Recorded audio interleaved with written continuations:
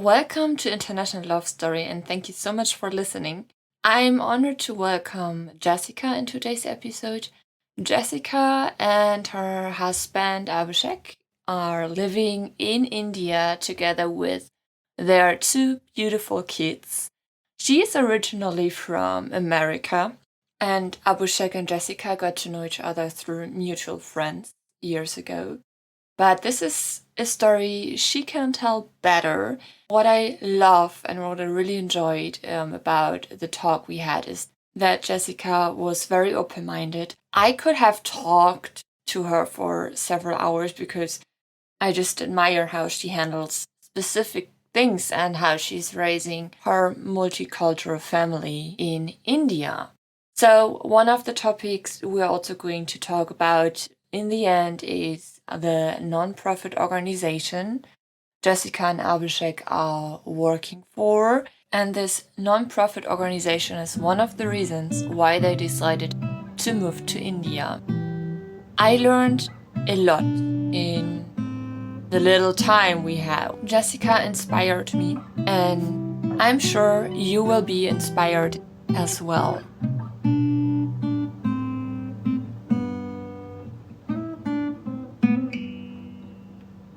Hi, Jessica. Thank you so much for your time today.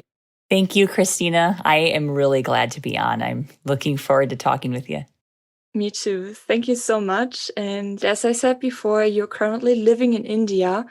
So can you tell the listeners a little bit more about yourself and why you moved to India?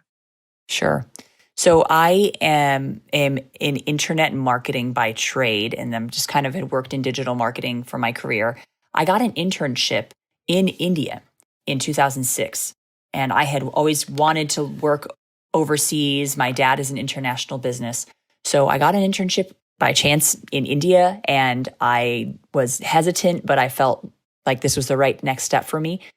Mm-hmm. So upon doing my internship, I really fell in love with Indian culture. I took a language course, was able to focus and immerse myself to learn Hindi. I wasn't required for the job, but I wanted to be able to connect with the people I was working with. I did not live in a large city. It was a more smaller city.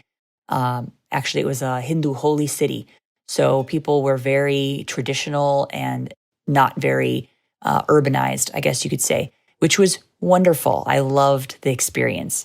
So after my internship, I ended up moving back to the US. I had been in India around 4 years or so at that point.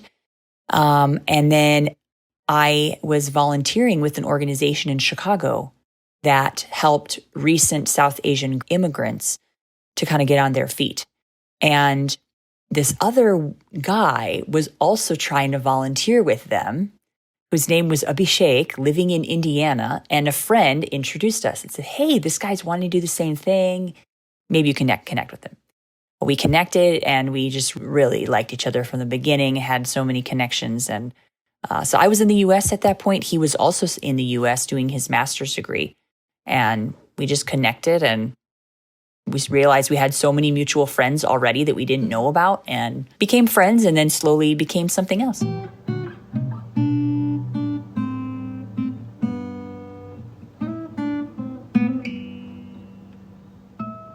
Nice. That sounds amazing. So for how long were you dating, may I ask, until you got into a serious relationship? Yeah, I think for us, we really realized that it was serious. I guess it wasn't serious, but it was intentional from the beginning that, we both were interested in getting married at some point to someone. And it was just so fascinating that he had been in my country and I had been in his country for about the same amount of time. I had lived in a Hindu holy city, and his mother is actually quite religious Hindu. So she was really happy about that and was really impressed that I spoke Hindi already. And so for them, it was definitely nerve-wracking at first. I can talk a little more about my in-laws, but we were together, Abhishek and I guess were together for about a year and a half before we got married. So it wasn't a very long, drawn-out thing. We met, we were basically started, I guess, dating right away. And got to know each other, and then, of course, got to meet each other's families. He got to meet my family within a few months.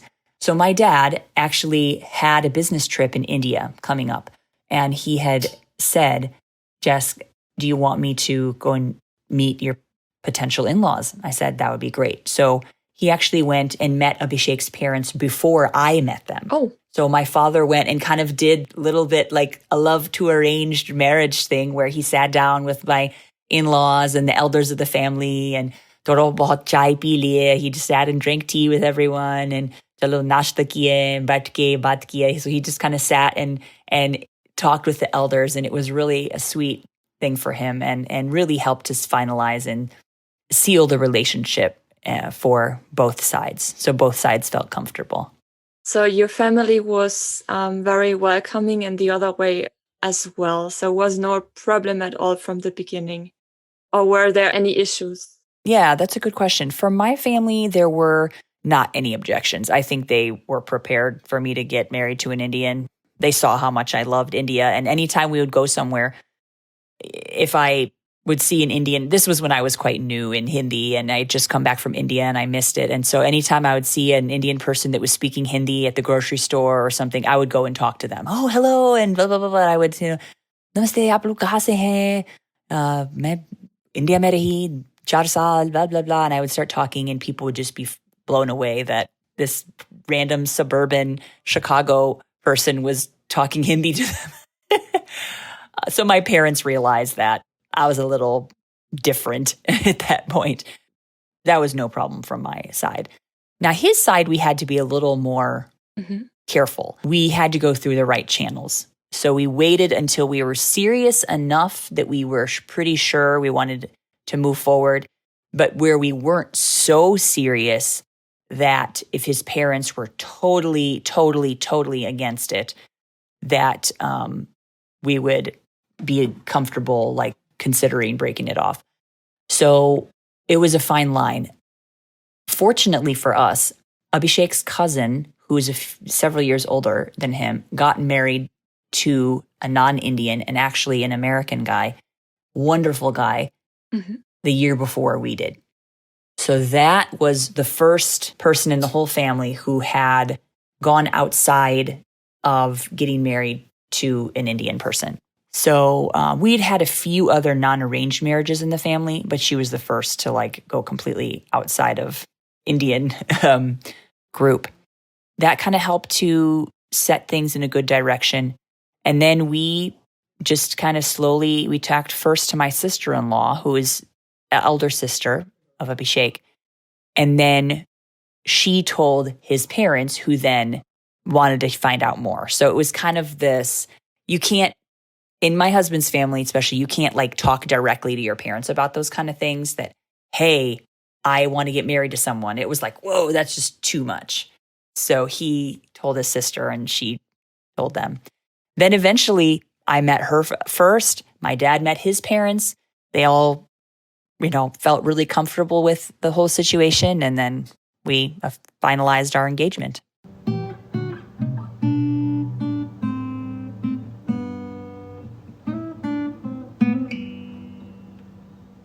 Wow, that sounds like a huge step you just took. I mean, you guys met and 1.5 years later you got married, is that right? Yes. And it was an Indian wedding or was it Indian American? It was a little bit of both, but if you would look at the pictures, you would say this is a full-on Indian wedding.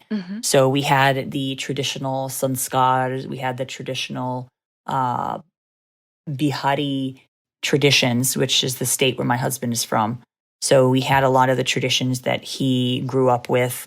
And really, we worked really hard to get the ceremony right. It was very challenging to get it quite right. But we did. We were able to do that. We invited my side, his side. A lot of people came. His parents came from India. A lot of his relatives that are settled in the US and Canada came. So we had a big group from both sides. It was really wonderful. That was almost 11 years ago. So how many people did join your wedding to celebrate the love with you? I think it was about 200. Oh yeah, that's a big number. We didn't have the huge Indian wedding of like 1,000 people. Yeah, but still big enough. I mean, in Germany, for example, it's common having around 100 people, and 100 people is a lot already.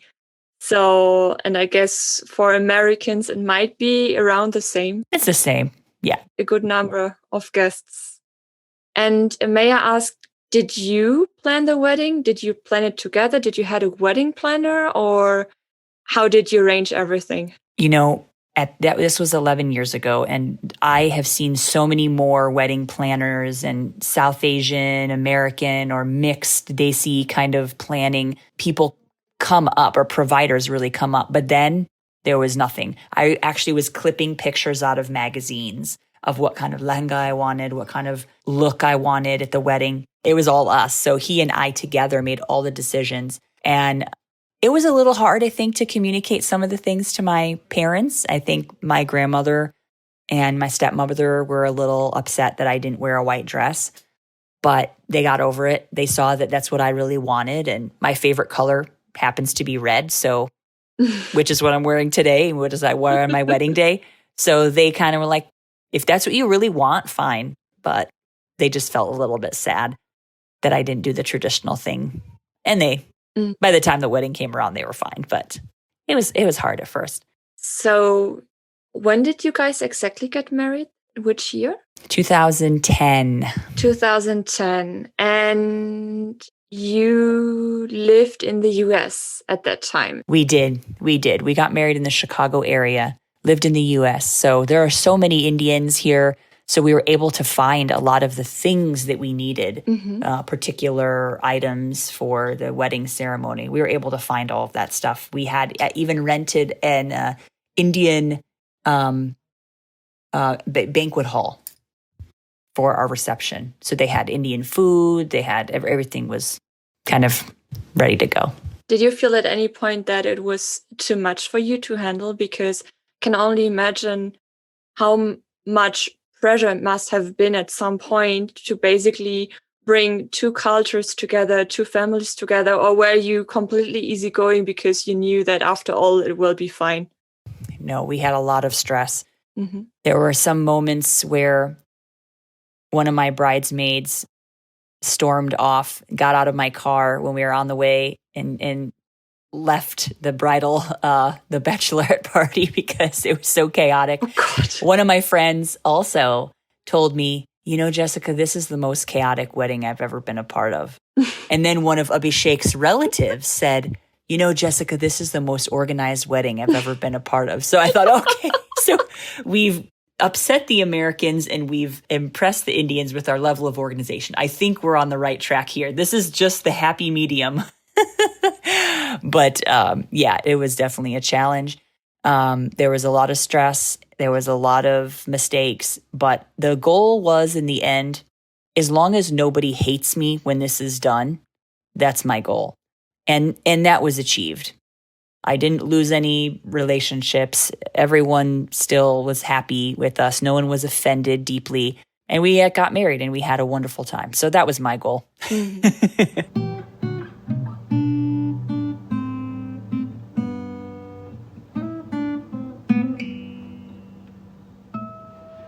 And afterwards, you stayed in the US, you built your life together. And how was that? So what happened after the wedding? So I actually moved to where he was living then. And I got a job. So the week after our honeymoon, we moved into this apartment in Indiana. I got a new job. I remember even going to my first week of my job with all of my mehendi, my bridal henna, all up my arms. And in Indiana, people had absolutely no idea what that was. Okay. So people thought I had leprosy or something. I mean, people did not know.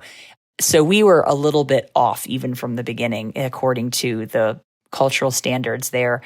And we lived in Indiana. He finished his degree, moved to Chicago, and we lived in the Indian community of Chicago. It's the Little India, for several years. And we were both working and volunteering. We had our first child. And after that, we really felt like we had done what we wanted to do career-wise in the US, and we had made a trip, or 2 trips rather, to India, and we just really felt like there was something like calling us there. And we wanted also to be able to kind of make a difference in the community. Bihar, where Abhishek is from, is not the most developed state. It's actually the least developed state in India. And there's a lot of work to be done. We had some friends that are doing volunteer nonprofit work, and they basically recruited us to come join them there.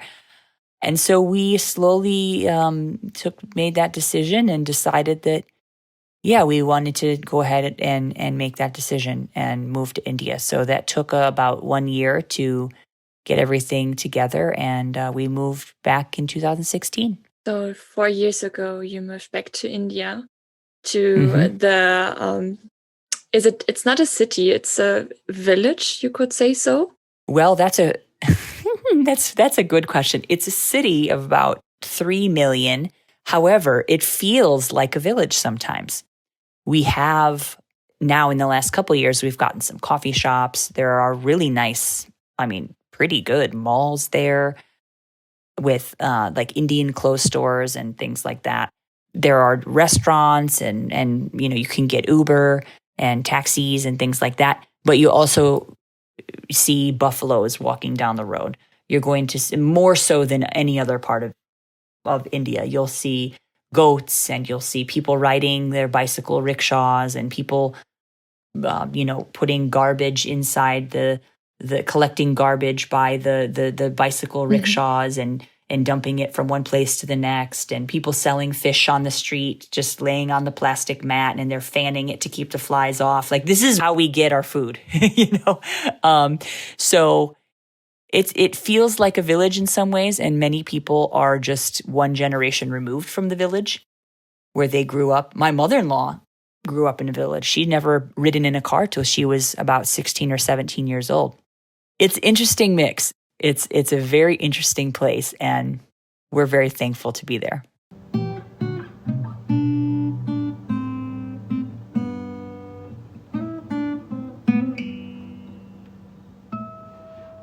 I know that because I'm listening to your podcast, and I know that one of the topics of your podcast is living in India as a white person. But in your case, you knew already what to expect, but then you didn't, because you are living in India since 4 years. You are still experiencing new things every day, I guess. Like, cultural wise, is there anything that still can shock you? Yes, all the time. Even being fluent in Hindi, living in India for, I guess, now 8 years, having 2 kids there. I had a child in India. My second child was born there. My kids go to school there. There's so many things that I feel very integrated into life, but there are still things that shock me. I think sometimes the ways that women are treated can shock me. And this is not to say that India treats women badly everywhere all the time. That's not true. I believe that there are really wonderful, wonderful movements happening where women are treated very well, and women are in leadership, and women are being educated in massive quantities. But there are times when you find the variance is very great. I would say you could be treated really, really well or really, really bad. And sometimes that lower end of the treatment catches me quite by surprise. So I would say that. But again, I think that has to do with law and order. It has to do with people not exactly knowing where to place me, or, think old traditions that maybe don't match with modern society. So sometimes it happens, but overall, I feel people treat me very nicely, and I've been very thankful and very blessed to live in Bihar. You feel like you were welcomed with open arms after all. And even though if there are still a few challenges. Yes. For the most part, I've been very welcome. And I also think that being a white person, there are particular privileges and benefits that I get just because I'm white. I'm pretty aware of that and conscious of that. So sometimes, again, people will treat me really, really, really nice or really bad, depending on the situation. But most of the time, I'm treated very, very nicely. I mean, on first glance. Once people get to know me, once people are familiar with me, I think I'm treated probably like most everyone else. But on first glance, sometimes people assume things about me that aren't true, either in a good way or in a bad way. Like, oh, she must be very rich, or oh, she must be very bad in cooking, or she must be very educated. I mean, it could be a number of things that people assume, which may or may not be true. I mean, I can only imagine how it is, even though, as I said before, you knew India from before already, but then living in a country that's not your own for a long time on permanently, because I guess you are planning to live there for years, right? Yeah. And then finding out new things every day is exciting, but can also be overwhelming. I just love how you manage and also how you share specific things in your podcast and how open-minded you are basically with what to expect when moving to another country. I mean, you do know Hindi, but you're still somehow learning the traditions and the cultural and having a mix of your American cultural and then the Indian. And I think this is just super interesting how you can mix two cultures and have your very own, and also raising a family in this, which I think is a very interesting topic I would love to talk about in detail with you as well.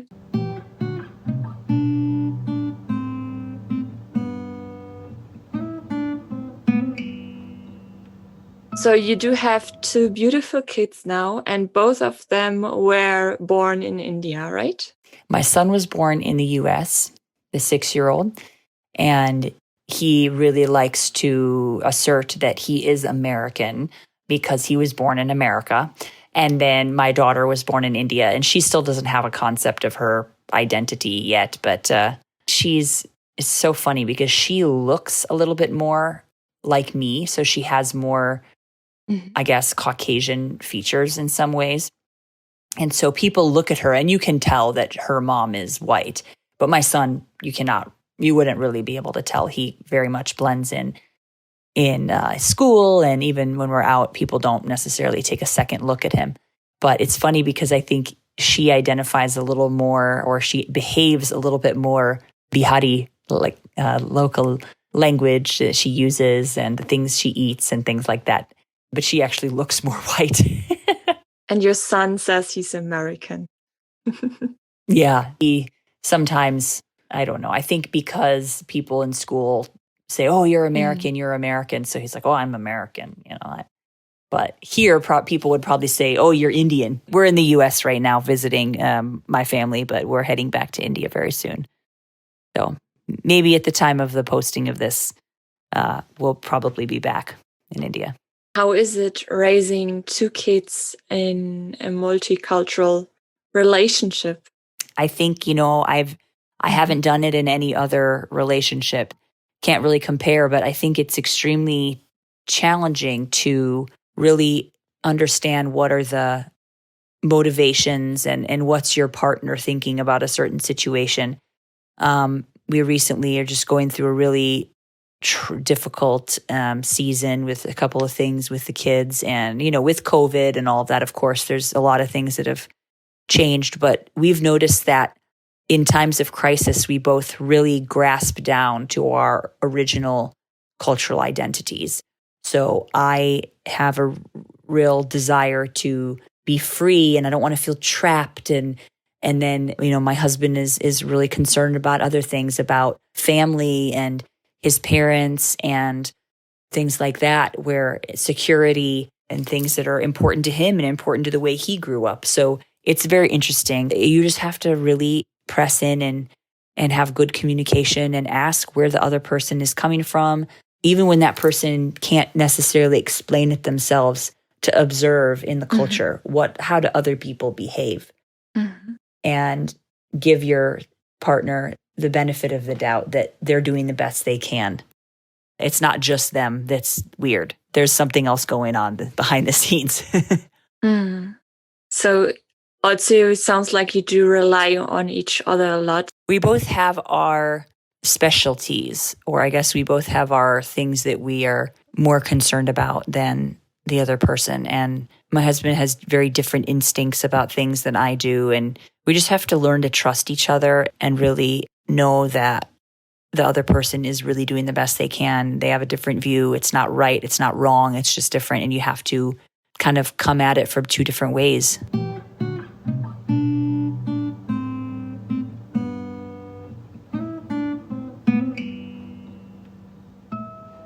If you look back the last years, what was the biggest challenge you and your husband faced? Well, I think that during COVID, the lockdown was very different in India. It was almost like prison. I didn't leave the house for 3 months, even to go out for grocery, for walk, nothing, because it was not allowed there. Police were in the street, and they would stop you and ask where you're going, and they were even, beating people up and things like that. So the kids and I didn't go out for several months, and there was just a lot of struggle with understanding what's a priority to keep ourselves healthy.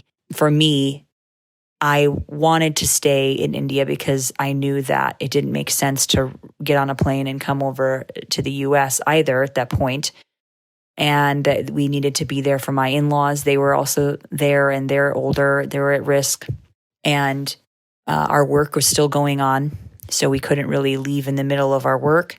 But there were still some things that I needed to be able to do to remain mentally healthy. And so for us to be able to negotiate what those things were together was really hard. Once lockdown relaxed a little bit, I needed to go out for a walk every day. I even had some issues where people were following me and treating me strangely because I was a foreigner, and got harassed and stuff on the street, which had never happened to me for many years. I had a little bit in the beginning. It just felt very strange to me that I've been here for so many years. I'm wearing completely local clothes, very long, modest clothes. There's nothing I'm doing to draw attention to myself except just being a woman. And here I'm getting this harassment. But, my husband was thinking well, don't go for a walk anymore. It's no, I'm going to, because this is my neighborhood and I need this. Those people are wrong. I am not. So why would I shrink back? So I think things like that, where we came at it from a different angle, are often a source of challenge and things we have to work through. But we always kind of have other people to compare to, and because he lived in the US for 10 years and now I've been in India for 8 years. So I see the way that he's looking at it. He sees the way I'm looking at it. And it's not oh, there's something wrong with you. It's just, this is the way you grew up. I understand you need this, and I'm going to let you take that risk. So I would say just COVID in general was really, really challenging. The way that things were in the part of India we live in was very starkly different from here in the US while we're visiting. It's wonderful to get in the car and just go to the store or just go for a walk. We're on stay-at-home advisory here in the state of Illinois where we're staying, but it feels so relaxed. I mean, we're not seeing people are getting together, but I can go to the store, I can go out, and so it feels much more relaxing here than it is what we went through there. I'm thankful to be here right now, and I know it's hard everywhere with COVID. There are a lot of things people are going through here, which we don't go through in India, just extreme loneliness and being totally isolated. Here, it's hard. I'm thankful that we were able to figure out some ways to relieve some of the mental stress.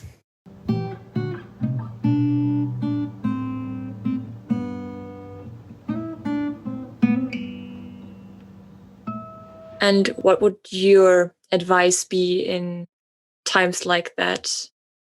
Hmm. Because it's tough, yeah. Yeah.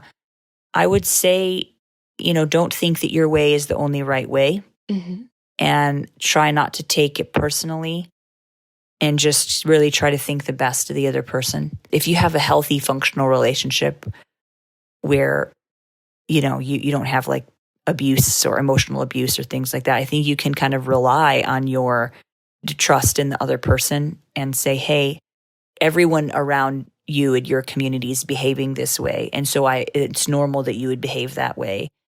And everyone in my family or my background is behaving this way that I'm behaving. And so, can you give me a break? Because this is my mechanism of coping. I'm trying to come to your side a little bit, but give me credit for the space that I've made, the distance that I've covered, rather than the distance that you want me to cover that I need to. Like, give me credit for what I can do here, because I am moving towards you. So I think that would be my advice: is look at the other person, see what they're actually trying to do, and give them credit for that, rather than where they need to be further down the road.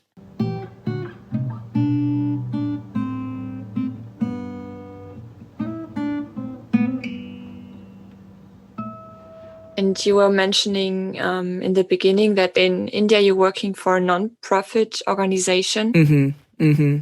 And I know that because this is also actually something you talk about in your podcast, Invisible India, that a lot of people actually have those stereotypes of India. And one of those stereotypes is, correct me if I'm wrong, that there's a huge difference between rich and poor.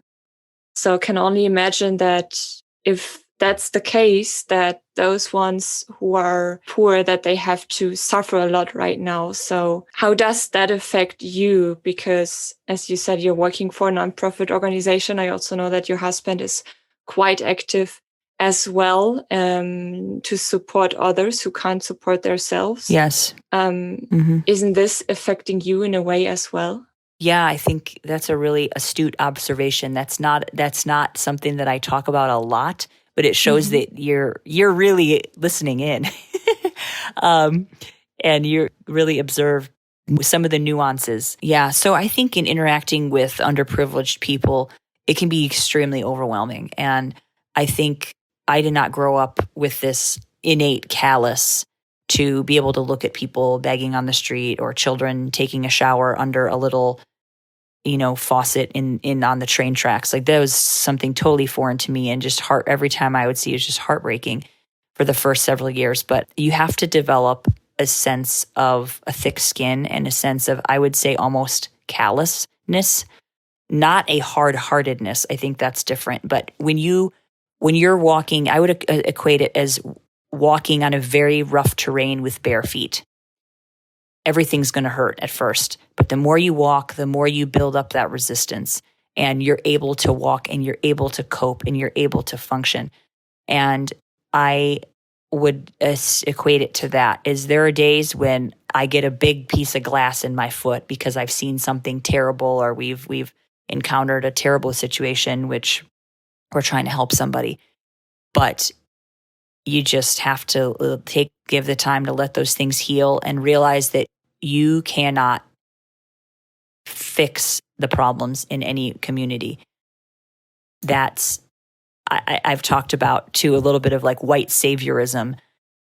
We can't save India. We can't fix India. First of all, there's not things to be fixed.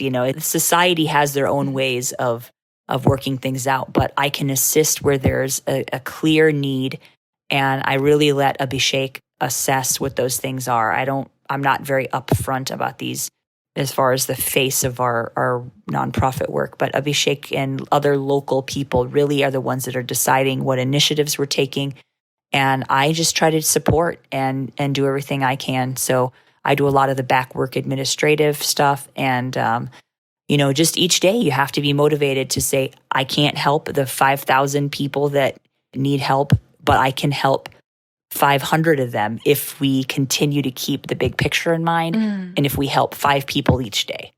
It has to be over time. It has to be a long-term approach.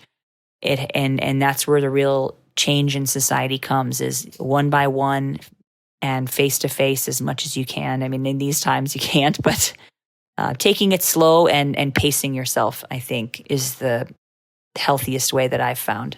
And letting locals lead, letting local people lead the initiatives.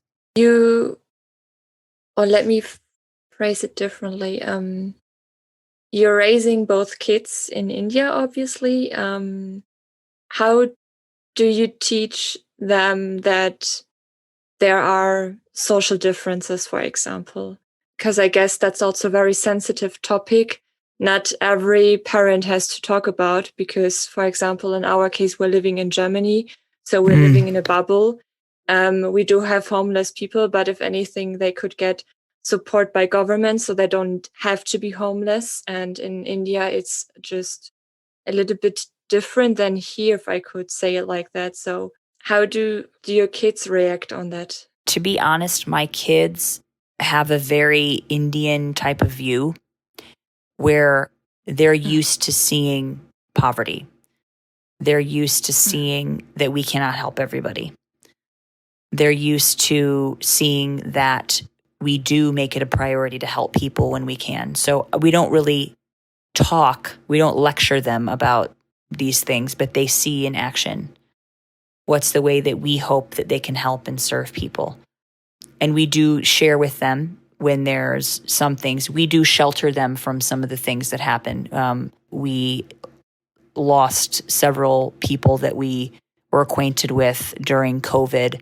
And if those people they don't have a direct connection, we don't share with the kids, oh, that person died from COVID and this and that happened. Or, a child the other day got, dragged behind a vehicle and they died. Like, we don't share those things with the children if they're too raw or too close to home. They see enough traumatic things on a day-to-day basis. But we also don't shelter them from the things that are just clearly in front of their face. And so I think that's a thing. And we try to be, friendly and compassionate to people that we come across. And they're learning that, not because of what we say, but because of what we're trying to do. Wow, I don't know what to say right now. So, that's a lot. Because you see, I'm not as strong as you are. Because as I said, I'm living in my bubble. And so this is why I really admire you for what you're doing. Oh.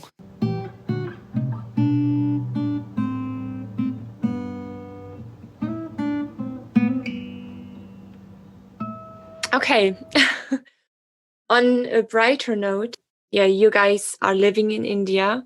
What are your future plans? Are you planning to stay in India for a couple of years? What is the plan for the future? Abhishek and I are both on the border of Gen X and Millennial. And so we can't necessarily plan very much farther than 3 years ahead. That's the millennial coming out. And we both just had very, in some ways, kind of transient childhoods. So it's hard to plan more than 3 years. I can't really see farther than 3 years. And right now, we're planning to still be in India. We're still planning to be in Bihar for the next several years. I think we may need to move for our children's education at some point, but we don't know where and we don't know when that will be. But we're open, and we see the work that's happening, and we want to continue to push that forward and be involved. Yeah, so I think that's where we're at, hoping that we can be in India for longer than, somewhat long term. So for everyone who's listening, is there anything our listeners could do to support? Yes, listen to our podcast, Invisible India Podcast. And I would say, follow us on social media. We do sometimes talk about our nonprofit work on there, but I try to keep them kind of a separate thing. Like, if people want to learn more about the work we're doing, you can like write to me at jessica@invisibleindiapodcast.com.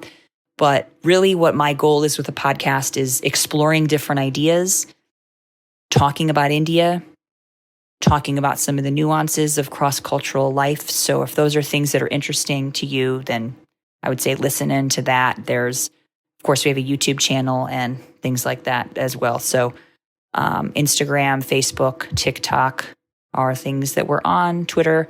And yeah, just share with your friends and ask questions so that we can reach more people and discuss things that are interesting to others. Thank you so much, Jessica. Thank you so much. I really enjoyed talking to you. And thank you for what you're doing as well. This is valuable work, and this is unexplored spaces for a lot of people. So thank you.